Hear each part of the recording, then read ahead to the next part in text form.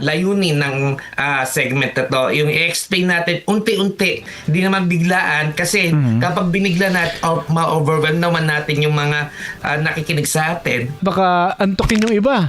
Kapag ganyan ang usapan, kaperahan pa naman. At saka BIR, kapatid Randy. Correct. Yan ang ayaw na ayaw natin, di ba? Yun ang babayad. Pero yun ang trabaho mo.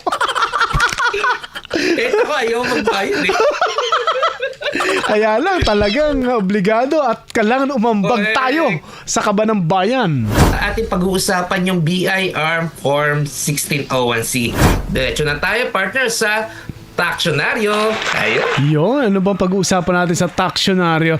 Ang gustong-gusto ko dito sa segment na ito, kapartner Randy, ay napapaliwanag mo in detail yung salita na madalas gamitin ng BIR at ng mga taxpayer. Actually, yan yung pinaka-layunin ng segment na to. Yung i-explain natin unti-unti, hindi naman biglaan kasi kapag binigla natin, ma-overwhelm naman natin yung mga nakikinig sa atin at di na alam. Baka man-nosebleed lahat. Oo, diba? man-nosebleed. Ako nga nano-nosebleed din at baka antukin yung iba.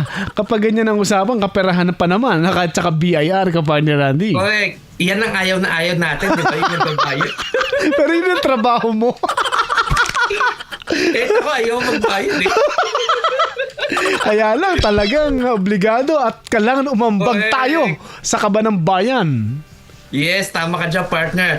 Wala tayong magawa. Kapag may income ka, ibig sabihin, magbabayad ka ng tax. Right. Diba? Yan ang Pilipino. At ayan po, Pilipino. Tama ka dyan, partner. At ito na yung ating pag-uusapan yung BIR Form 1601C. At kasi ngayong araw na to, partner, no? Ito yung deadline ng 1601C. So, para maintindihan ng mga nakikinig po ngayong araw na to, yung ano ba itong 1601C? Ayan.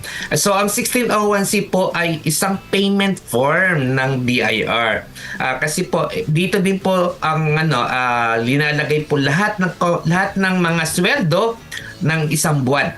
So, dito po dinideclare po lahat. At dito din nilalagay po kapag nag-withheld or nagbawas po ng mga tax sa mga empleyado, dito po linalagay. Dito po dinideclare po. At ito'y ginagamit pambayad. Ito yung ginagamit na pambayad sa BIR or sa bangko. So, ito yung pinaka-payment form natin.